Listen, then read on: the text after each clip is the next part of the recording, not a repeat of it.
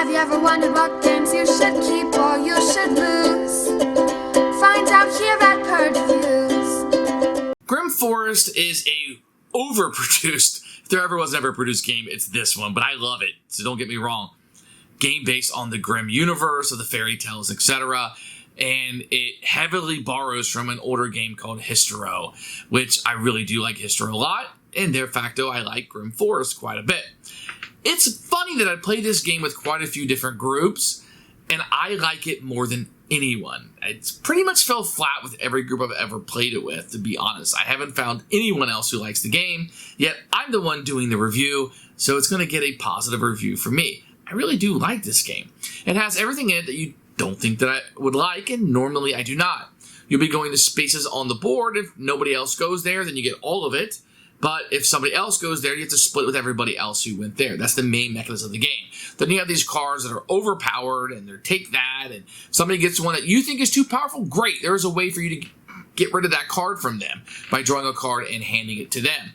So it's okay that the cards and the powers may be overvalued or OP or overpowerful because there is a mechanism baked into the game to get rid of those cards. And that's kind of interesting too.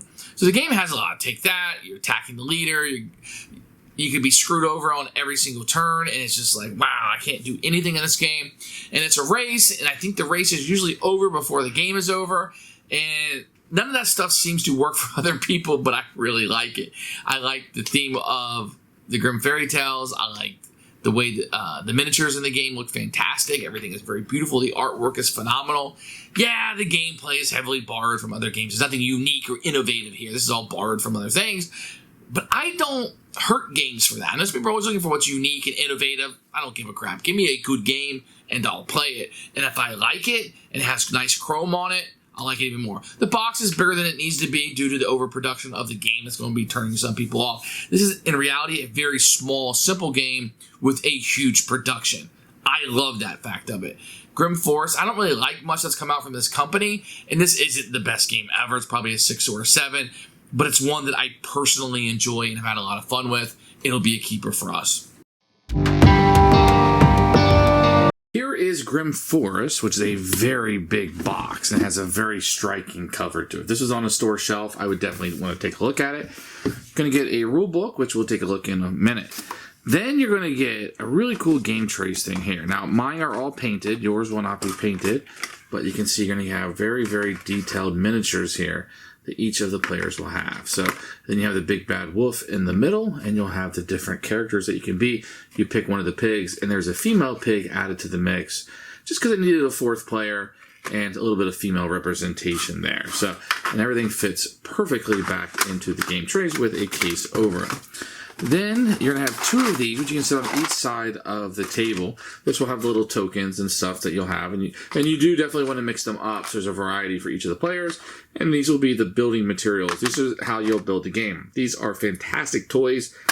You're going to have roofs and middles and stuff. And you just want to kind of shake it up so it has a little bit of each in here.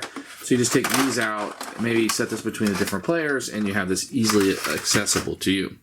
Then you're going to have any number of additional little monsters here. It's almost random which ones are included in here and which ones are not, but there's some stuff in here.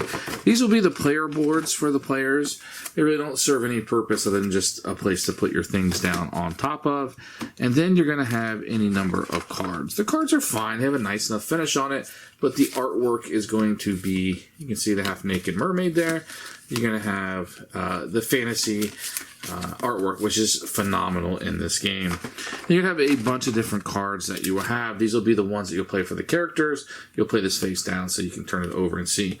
And you're going to have a die. There'll be certain circumstances in the game where they might need a die, especially in the 2-player version of that. And each one will have a player aid. As you can see, it holds up pretty well. That you're going to have here with the cards and how they're going to fit in this game tray thing.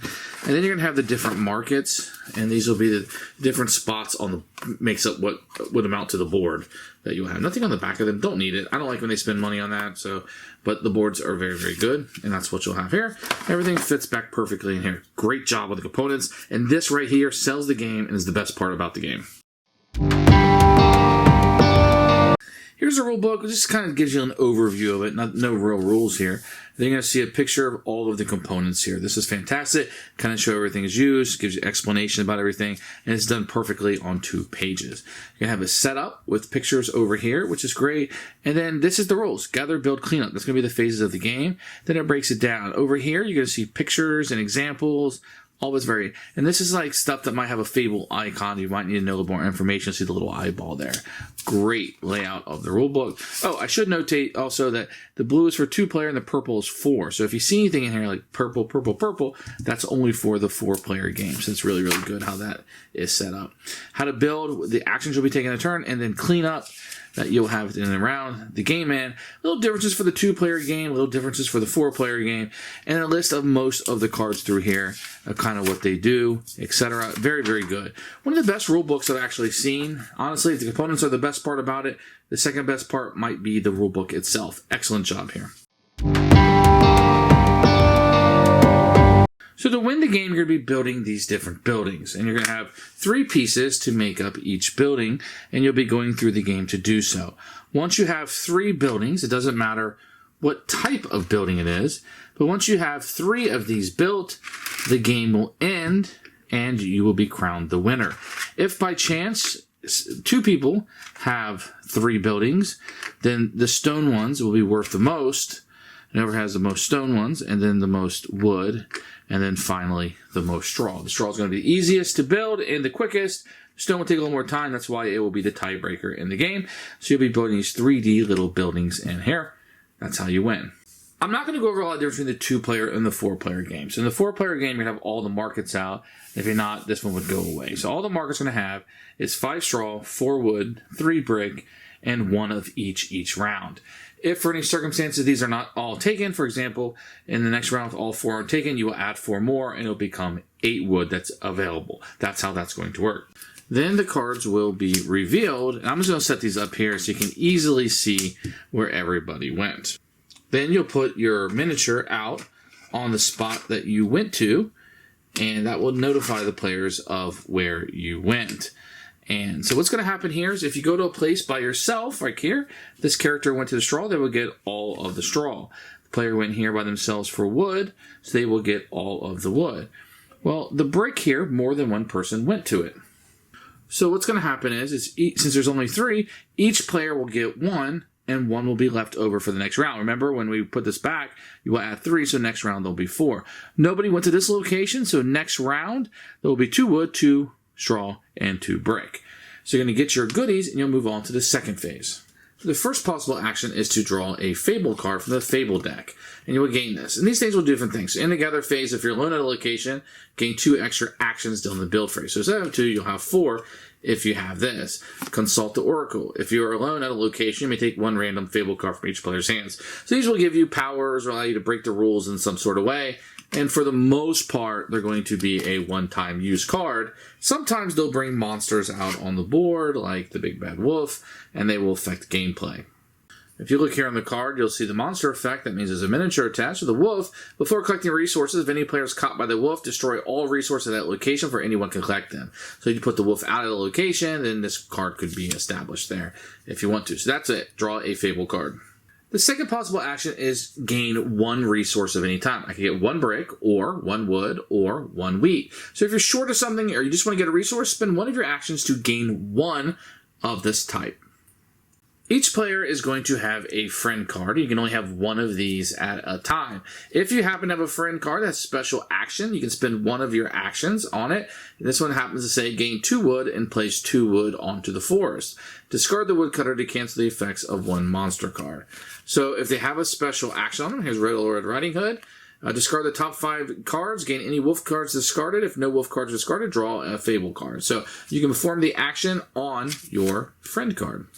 And the last possible action would be to build a building. You can always build the bottom one for 2 of any cost resource. You can build a wall onto it, and that will cost you 4 of any one resource, but you also gain a friend card, and you can keep it or give it away. Remember, everybody only have one friend card. So if you give it to somebody to have a really powerful card, then they have to get rid of that friend card.